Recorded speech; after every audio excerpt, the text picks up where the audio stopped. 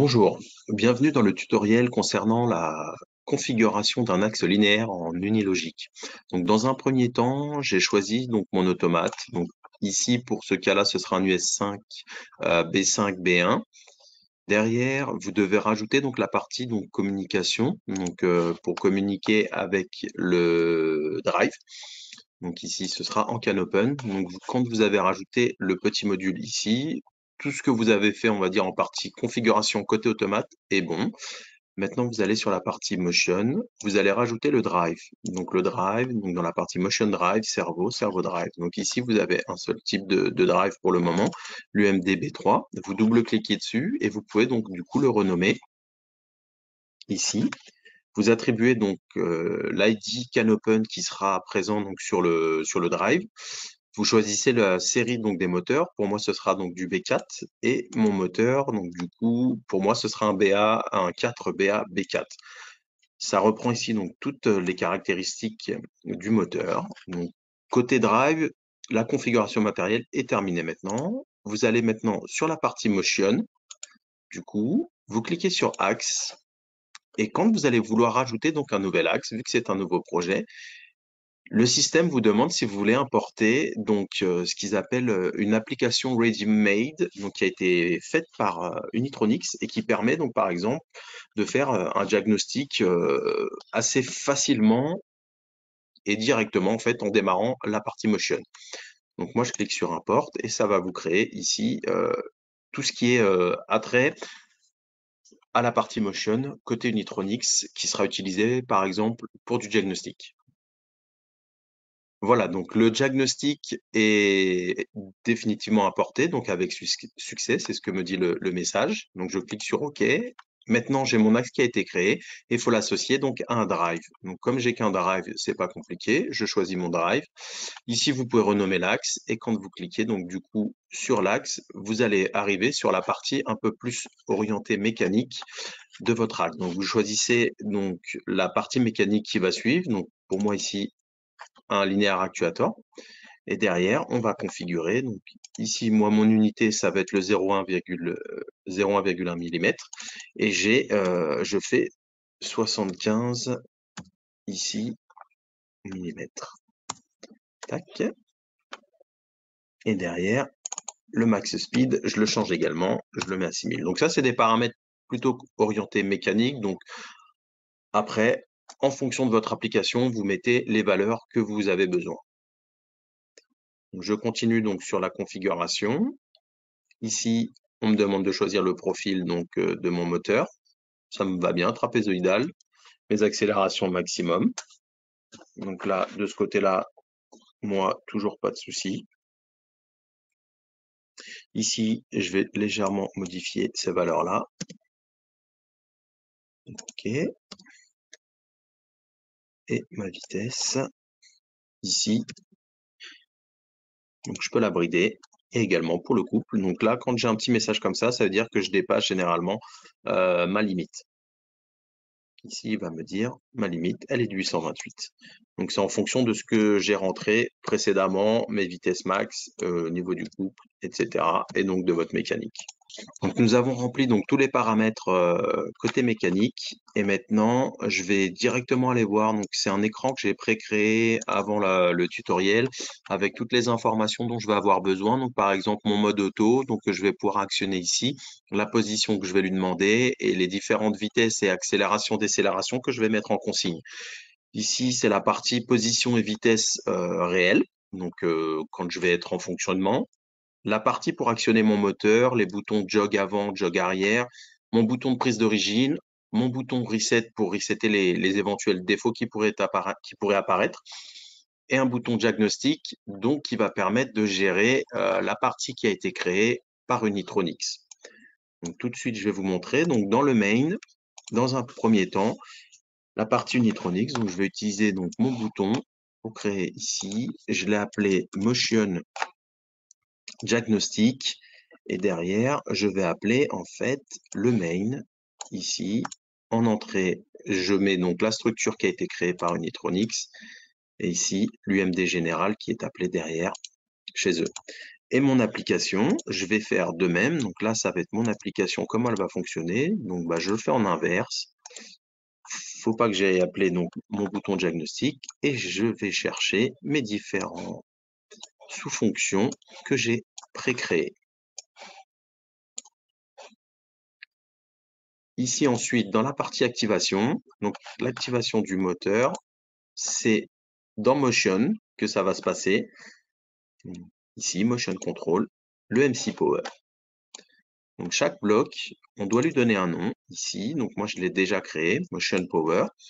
Et si nous allons vérifier donc dans les variables, par exemple, je vais lui taper donc Motion-Power. C'est un type MC Power. Et derrière, j'ai tous les bits, erreurs, valides, statuts qui sont présents dans Motion-Power. Et après, derrière, vous pouvez aller directement les visualiser. Vous pouvez également créer des bits qui vont directement les gérer. Ici, donc par exemple le statut, si c'est valide, error bit et l'ID de l'erreur. Ici, je viens l'attribuer à mon axe. Donc j'en ai qu'un, c'est pas compliqué. Et ici, je viens lui dire quand est-ce que je l'active. Donc pour moi, ça va être motion-enable. Voilà, donc pour la partie moteur, activation moteur, c'est bon. Le reset du drive avec le MC Reset, ici. Même fonctionnement. Je vais chercher, je vais appeler donc Motion Reset, mon axe, toujours le même. Et ici, qu'est-ce qui va permettre de resetter? Donc ici, moi, je l'ai appelé PP Reset.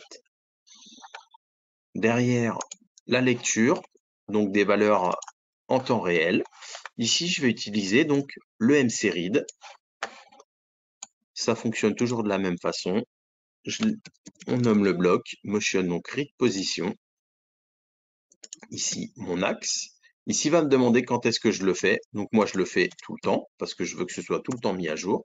Et donc là, comme je vais aller chercher la position, moi, je sais que c'est 1007, la position, et je vais tout de suite vous montrer où vous pouvez le retrouver. Donc, vous allez dans l'aide, vous allez dans la partie Motion, Axis Structure, et ici, vous avez tous les paramètres. Donc, on va le retrouver ici, que je vous dise pas de bêtises. Ici, position actuelle. Donc là, il dit 1007.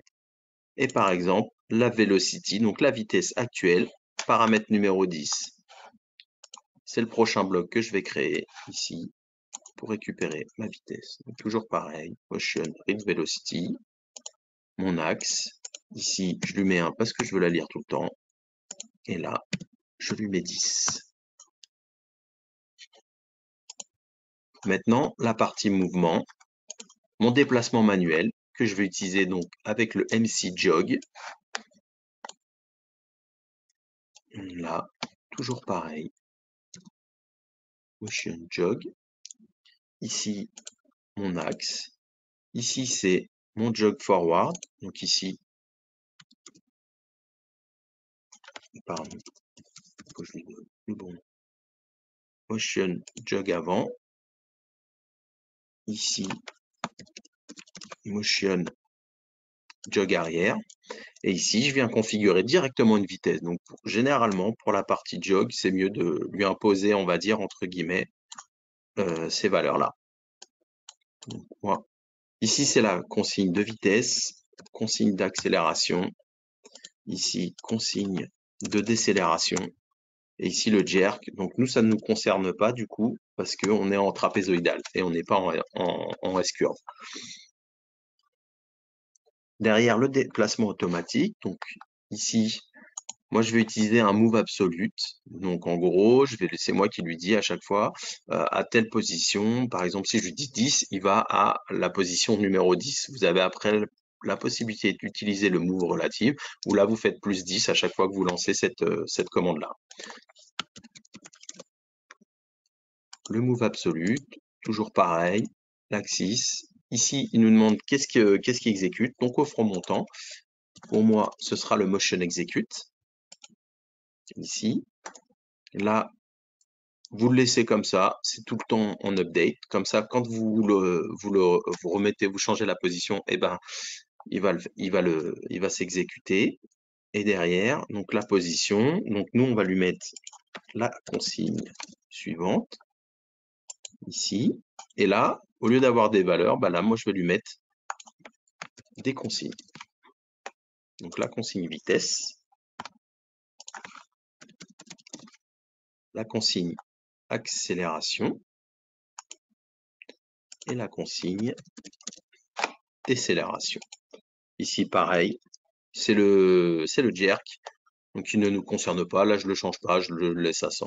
Après, mon mouvement, du coup, là, c'est pour lui dire comment je vais fonctionner un petit peu. Donc, mon mouvement, quand je vais être en mode auto,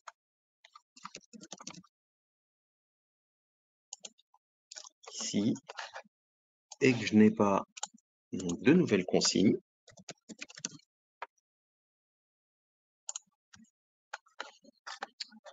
j'exécute mon bloc. Je lui fais un motion execute. Et si j'ai une nouvelle consigne, et bah du coup, là, si j'ai une nouvelle consigne, je reset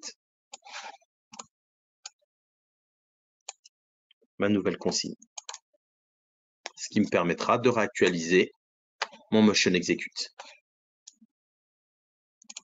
Et la partie prise d'origine, donc forcément, qui dit mouvement absolu dit forcément une prise d'origine au départ, donc avec le MC Home, ici, que je viens chercher avec mon motion Home, toujours pareil, mon axe et mon bouton qui va gérer donc mon Home, ici, que j'ai appelé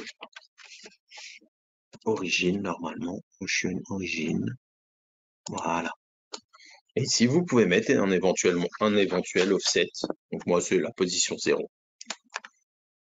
Voilà, donc là j'ai toute la partie qui a été créée et reliée, donc du coup à tous ces boutons-là.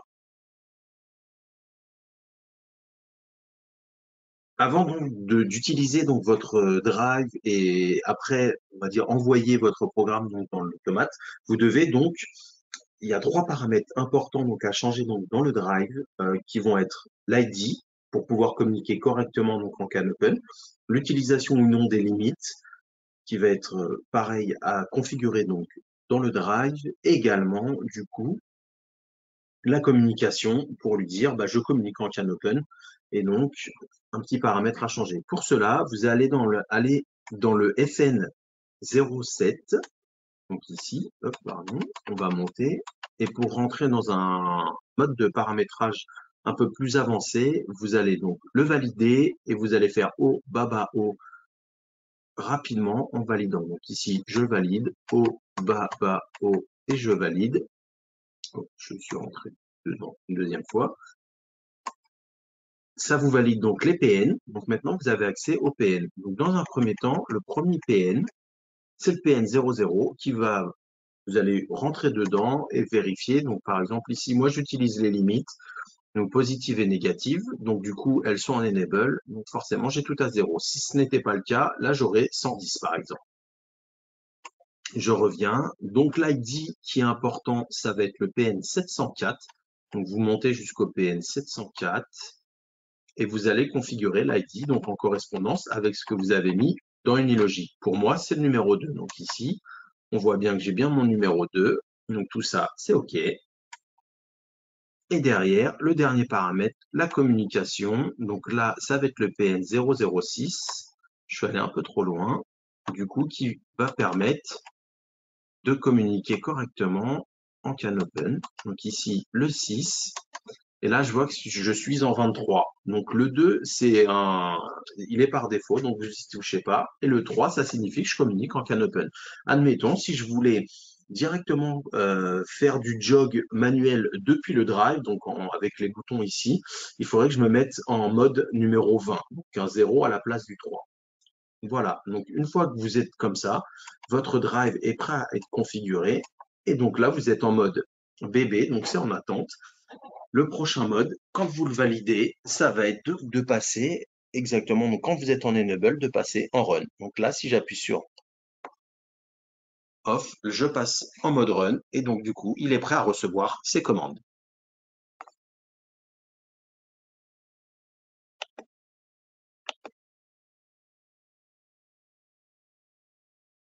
Voilà, donc j'ai mon application donc du coup qui est active et vous pouvez visualiser aussi donc mon axe linéaire avec le moteur qui se trouve tout en bas à gauche qu'on va bouger du coup. Donc dans un premier temps, je vais activer mon moteur ici avec mon bouton. Donc du coup sur le drive, je suis passé en run.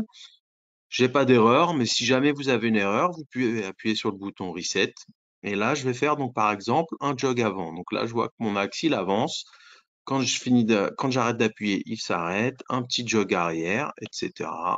Voilà. Donc ici, il est situé à la position 53. Si je veux faire une prise d'origine, par exemple, je viens cliquer sur prise d'origine et là, je lui ai mis 0. Donc mon mouvement après, derrière, mon mouvement automatique.